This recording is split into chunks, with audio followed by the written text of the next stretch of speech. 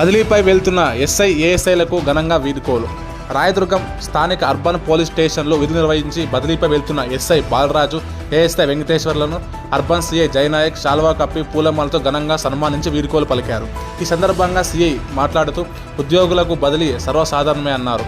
అయితే ఎక్కడికి బదిలీ అయినా ఆ ప్రాంతంలోని ప్రజలు నిబద్ధతతో తమ వంతు సేవలు చేయడమే మన విధులకు కొలమానమన్నారు.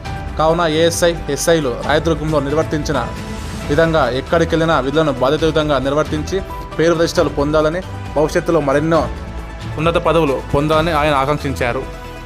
రాయదుర్గంలో విధులు నిర్వహించిన సమయంలో సిఐ జయనాయక్ మరియు సిబ్బంది అందించిన సహకారం మరవలేదని ఎస్ఐ బాలరాజు, ఏఎస్ఐ వెంకటేశ్వర్లు కొనియాడారు.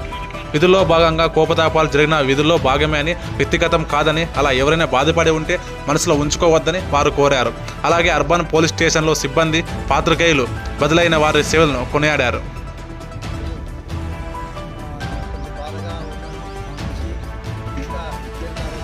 సారు ఇక్కడే ఉండాలని కూడా కోరుకుంటున్నాము. మా ఎస్ఐ సారు బదిలీ అన్నమయ్య జిల్లాకు వచ్చింది. అది ఎంతో కొంచెం మాకు బాధాకరము. ఉద్యోగం ఉంటేనే ట్రాన్స్ఫరు, బదిలీ సహజమే, లేదని చెప్పలే. కాకపోతే ఇన్నాళ్ళు ప్రజలందరూ మనల్ని పొంది ఉద్యోగం మంచి రీతిగా చేసుకొని బదిలీతో వెళ్తున్నటువంటి ఇక్కడికి వచ్చి నేను 3.5 సంవత్సరాలు అయితే మధ్యలో మళ్ళీ ఒకసారి ట్రాన్స్ఫర్ అయితే మళ్ళీ ఇక్కడికే వచ్చింది. నేను ఎస్ఐగా ఉన్నప్పటి నుంచి సార్ దగ్గర పనిచేస్తున్నాను. సార్ వచ్చిన తర్వాత మా మీద ఒక బాధ్యత తగ్గింది. అంతా సార్ చూసుకుంటారులే అని మేము సార్కి వదిలేసాము, బాగా ఫ్రీగా ఉండేవాళ్ళం.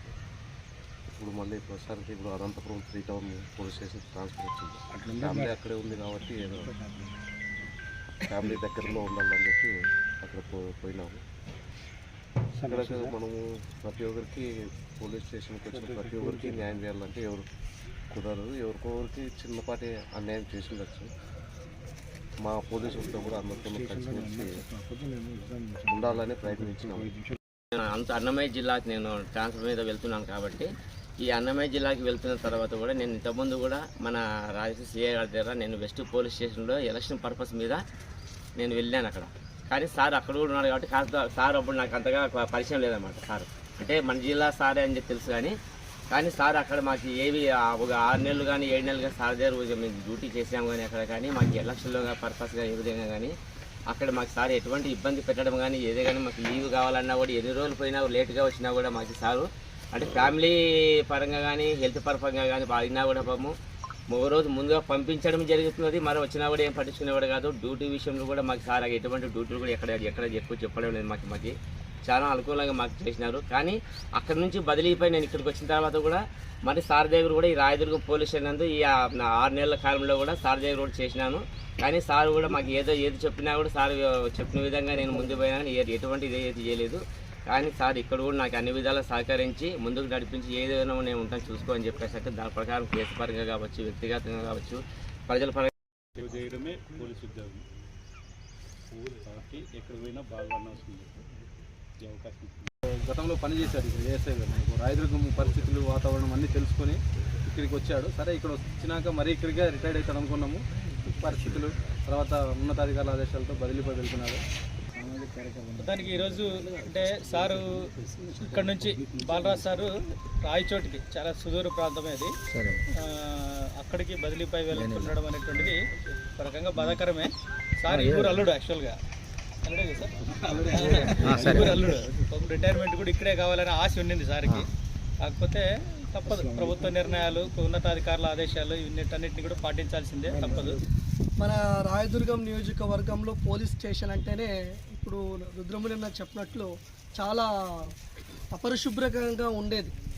మంచిగా పరిసరాలు పరిశుభ్రం చేసుకోవడంలో కానీ విషయంలో కావచ్చు, జయనాయక్ సార్ గారు ఒక కేసు వస్తేనే మళ్ళీ మీద ఒక కేసు వస్తూనే ఉన్నాయి. కేసుల పరిష్కారంలో కూడా సారు చాలా చాణక్యంగా వ్యవహరిస్తున్నారు. మా వెంకటేష్ ఏఎస్ఐ గారికి, మరి ఇక్కడికి వచ్చేసిన మీడియా మిత్రులకు, మరి ఇక్కడ వచ్చేసిన పబ్లిక్కి, మరియు మా స్టేషన్ సిబ్బంది అందరికీ కూడా నమస్కారం. బదిలీ అనేది ప్రతి శాఖలోనూ సర్వసాధారణం. బట్ అయితే వారి ఉన్నటువంటి నైపుణ్యతను బట్టి వారు చేసే పనిని బట్టి వారు చేయాలన్నటువంటి పనిలో సిన్సియారిటీని బట్టి కొంతమందికి కొన్ని చోట్ల ఎక్కువ కాలం చేసే అవకాశం ఉంటుంది, కొంతమందికి కొన్ని తక్కువ కాలం కూడా పనిచేసే అవకాశం ఉంటుంది. ఏదైనప్పటికీ కూడా పోలీసులో మాకు పనిచేసిన క్రేజీ ఉంటుంది, పని చేయకపోయినా దానిపైన నింద ఆరోపణ మరియు దానికి తగ్గట్టుగా మా శాఖపరంగా పనిష్మెంట్ కూడా ఉంటాయి. బట్ అన్నిటినీ సమపానాల్లో చేయాలా, అలా ఓర్చుకొని దాదాపు 30 సంవత్సరాలుగా పనిచేస్తున్నటువంటి బాలరాజు ఎస్ఐ గారు ఆయన హెల్తీగా ఉండి 30 ఇయర్స్, ఇంకా 2 ఇయర్స్ అంతే, దాదాపు 13 నెలల కాలం ఉంది. అది కూడా ఆయన హెల్తీగా పూర్తి చేస్తారు. కాకపోతే కానిస్టేబుల్ నుండి మొదలుకొని ఇప్పుడు ఎస్ఐ వరకు చాలా సర్వీస్ చేస్తారు. దాంట్లో భాగంగా అతను పై అధికారులు కావచ్చు, అతను పబ్లిక్ కావచ్చు, అదేవిధంగా అతని కుటుంబ సభ్యులకు కావచ్చు, అదంతా ఒక ఫ్యామిలీ అటాచ్మెంట్ ఉండి పబ్లిక్ మనం సేవ చేయాలనేటువంటి నేచర్ ఉండి దానివల్ల ఎన్నో ఉడిదుడుకులు వచ్చి చాలా బందోబస్తుకి వెళ్తారు, క్రైమ్ డిటెక్షన్కి వెళ్తారు, కోర్టు డ్యూటీస్ చేస్తారు. బయట బందోబస్తులో అక్కడ ఫుడ్ ఉంటుంది, ఫుడ్ లేకపోయినా కూడా అక్కడ అకామిడేషన్ దొరుకుతుంది, అకామిడేషన్ ఉన్నా కూడా ఇలాంటి సందర్భాల్లో ట్రావెల్ చేయడానికి ట్రాన్స్పోర్ట్ ఇవన్నీ వగేరా తీసుకుంటే చాలా కష్టతరం. బట్ మేము డైరెక్ట్ ఎస్ఐ వచ్చాం కాబట్టి ఎస్ఐ అయిపోయినాం, తర్వాత చేయడం మాకు ఒక వెహికల్ ఉంటుంది.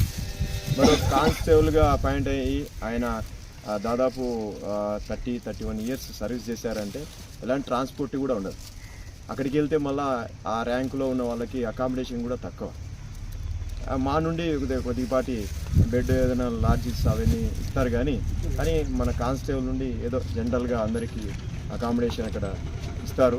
దాన్ని కూడా ఓర్చుకుంటూ ప్రతిరోజు వేసిన బందోబస్తు డ్యూటీస్ కానీ చేసుకుంటూ బాలరాజు గారు బాగా కోర్టు డ్యూటీ బాగా చేస్తారు. కానీ ఆయన ఆ టైము అది గడిచిపోయింది. బట్ ఇನ್ನು రానున్న టెక్నాలజీ మారింది కాబట్టి ఆయన 13 నెలల్లో రిటైర్డ్ అవుతారు కాబట్టి ఆయనకి ప్రెజర్ ఏం పెట్టలేదు.